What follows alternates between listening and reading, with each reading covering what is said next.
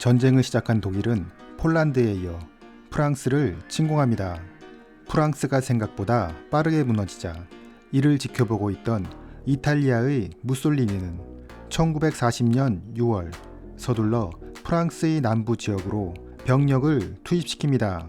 무솔리니는 독일의 승리가 확실시 되어가고 있는 상황에서 이탈리아가 추축국에 가담함으로써 승전국의 지위를 얻고 이를 통해 프랑스의 영토 일부와 그들의 식민지를 차지하겠다는 계획이 있었습니다. 프랑스가 항복하자 이제 독일의 다음 목표는 영국이었습니다. 무솔리니는 이번에도 독일이 영국을 쉽게 이길 것이라 판단했고, 이러한 상황에서 이탈리아가 영국이 보유하고 있던 식민지를 공격한다면 쉽게 차지할 수 있을 것이라 생각합니다. 이탈리아는 원래 리비아를 식민지로 두고 있었는데 이번에는 그 옆에 있는 이집트를 공격하기로 결정합니다. 당시 이집트는 명목상으론 독립국가였으나 경제적으로 영국에 예속되어 있었고 상당수의 영국군이 주둔하고 있었습니다. 이렇게 이탈리아가 이집트를 차지하고 싶었던 가장 큰 이유는 바로 수에즈 운하 때문입니다. 수에즈 운하는 지중해와 인도양을 잇는 관문으로 유럽 입장에서는 매우 중요한 곳이고, 그렇기 때문에 영국은 자신들의 본토가 위태로운 상황에서도 이집트의 군대를 주둔시키고 있었던 것입니다. 무솔리니는 확실한 승리를 위하여 무려 25만 명의 병력을 준비했으며 사령관으로 식민지 전쟁에서 경험이 많은 로돌포 그라지아니를 임명했습니다. 그리고 그에게 이집트의 알렉산드리아를 점령하라고 명령합니다. 당시 북아프리카 사막지대는 그곳만의 독특한 지형 특성을 가지고 있었습니다. 첫째, 척박한 환경입니다.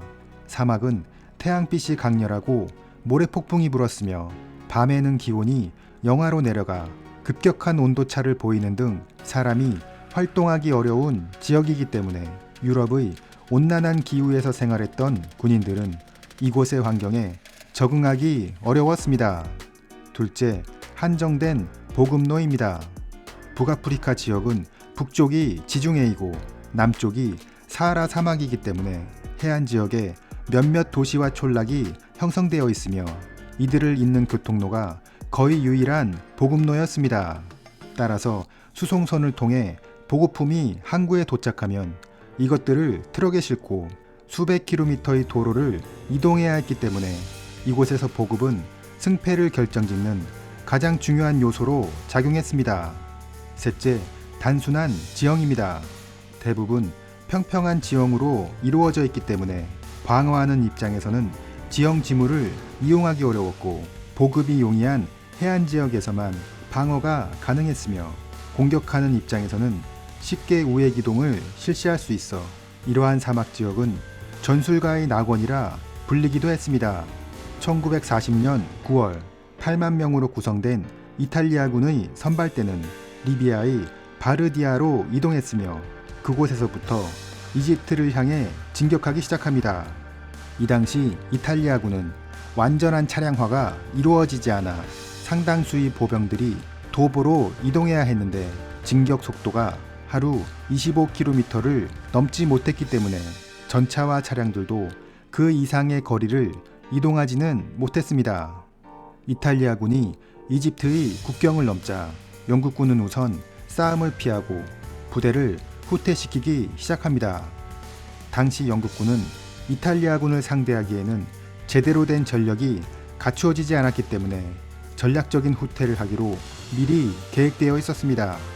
이탈리아군은 별다른 전투 없이 시디 바라니에 도착했으며 이곳에서 부대는 진격을 멈춥니다. 이탈리아의 그라지아니 장군은 시디 바라니에 방어 진지를 구축하고 리비아에서 이곳까지 보급로 확보에 전력을 기울입니다.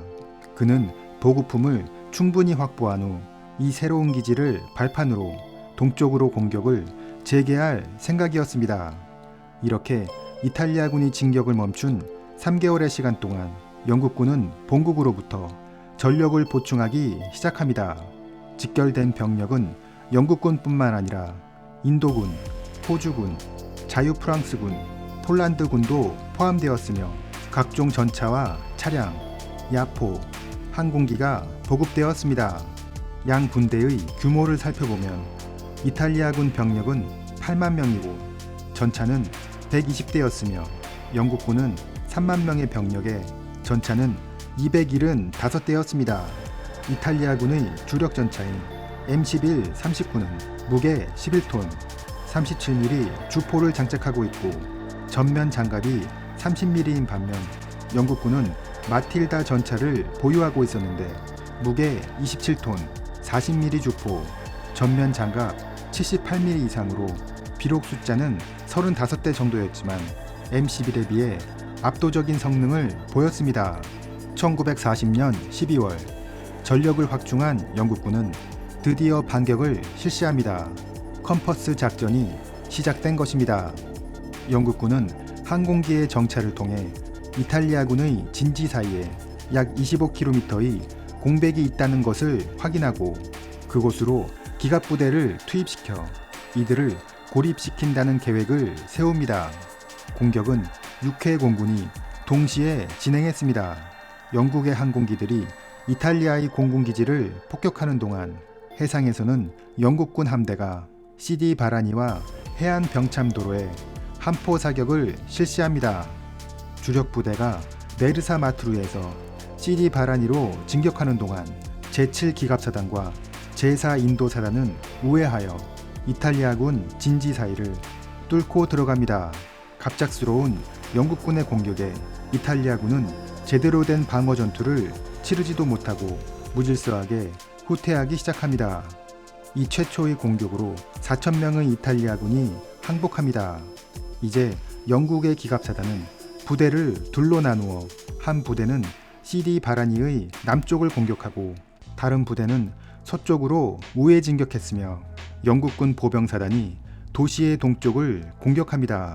해군의 함포 사격으로 시작된 이 전투에서 이탈리아군은 순식간에 무너져 영국군은 포로 38,000명, 야포 400문, 전차 50대를 확보합니다.